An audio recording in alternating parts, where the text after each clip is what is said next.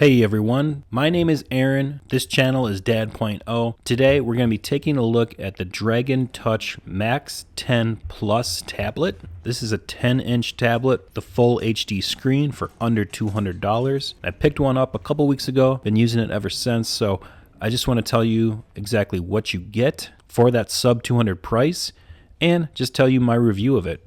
Now, I'm going to try to cover everything about this tablet to give you a full view of what you're getting. That includes the unboxing, features, specs, and I realize that not everyone's going to want to see all that, so I built chapters into the timeline below. So at any point, if you're not interested in what I'm currently talking about, check out those chapters to get to the content you want to see. So first, I just want to show you what you get in the box. Opening this up, right on top here is your Dragon Touch MAX10 Plus tablet. This tablet has a matte black finish. It has some plastic coverings on the front and back. The plastic covering on the front actually has setup instructions as well, which is a nice touch. And overall, it has a nice feel and design to it, but I'm going to cover all that later. First, I just want to show you what else you get in the box. Underneath the tablet, you have your 5-watt wall charger, and then you also have a USB-C cord to charge this up. And then the only other thing in the box is the user manual. Pretty thick user manual. That's because it comes in a bunch of different languages. But if you've ever used an Android tablet before, setting this up should be no problem.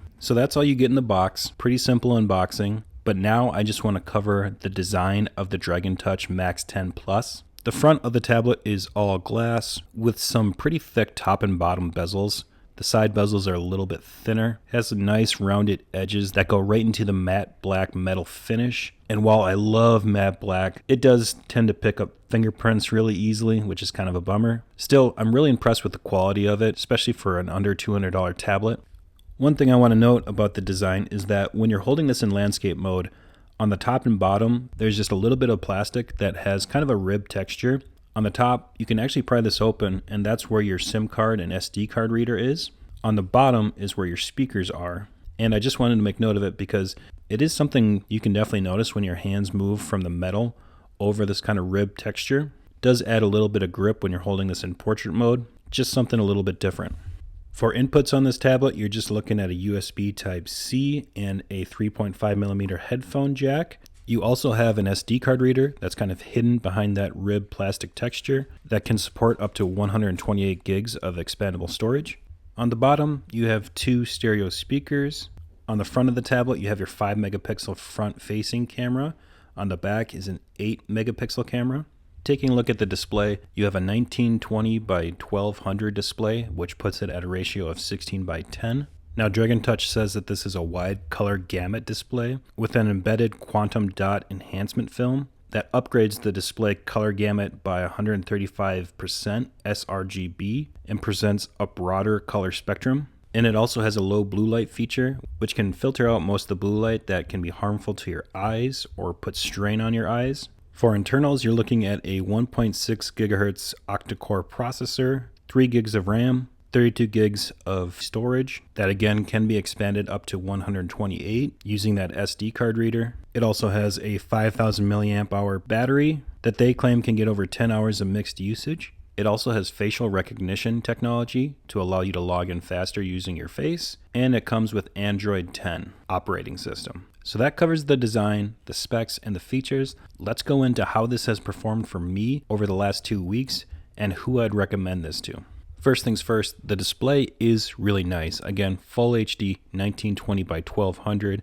It gets decently bright at 350 nits. Definitely not the brightest display you're going to see out there, but can be used indoors, no problem. Outdoors, it's kind of reflective, so that makes it a little bit more difficult. But if you stay out of direct sunlight, it should be no problem. Like most tablets in this price range, there is a small air gap between the display and the glass, which you can feel with your fingers a little bit. Feels a little bit hollow, but again, that's pretty typical. The touch is nice and responsive. The 2.5D glass with the rounded edges feels very comfortable to hold. Overall, I think this is a really great display, especially considering the price. When it comes to the speakers are just fine. They're kind of what you would expect, again, for a budget tablet. They get nice and loud. The quality of the sound isn't going to be the best. There's not much bass to these speakers, but in terms of volume, you should have no problem hearing this in just about any setting. And if needed, you can always use the headphone jack. The cameras are decent as well. Again, not the best cameras you're going to find on a tablet, but I think they're more than okay for video conferencing or taking quick pictures if you're the type of person that likes to do that with your tablet. The big thing for me was how the facial recognition would work, and to my surprise, it actually has worked almost every single time. I would say 95% of the time, it recognizes me within a second or two and I'm into the tablet. When it comes to performance, the octa-core processor and the 3 gigs of RAM does keep this thing pretty speedy for the most part. Now, a lot of people see octa-core processor and think they're going to get this super fast tablet, when really the octa-core processor is just 2 sets of quad-core processors, one to handle big CPU tasks, the other one to handle light CPU tasks, which does increase efficiency and power consumption, but isn't going to make a huge difference in overall tablet speed. But it does definitely help with multitasking, specifically when you're multitasking with things like gaming. The processor and the 3 gigs of RAM really help keep games running smoothly. Most of the games from the Play Store can be played with no problems. Some of the more graphically intensive ones may need a lower setting to run smoothly. And most of the other things that you're going to use a tablet for, this will run no problem. That includes streaming video, checking email, web browsing, and most of the lightweight apps that you use on a tablet. And I think setting expectations is the key here because, again, this is an under $200 tablet. You're occasionally going to run into some stutters, some freezings, some app crashings, and those type of things, which is very typical for a budget tablet. But for the most part, this tablet does run pretty smoothly. So who would I recommend this for? Really anyone that's looking for a budget 10-inch tablet. Maybe you're looking at the Fire HD 10, but don't necessarily want to run Fire OS. You just want straight Android operating system. This is a great alternative.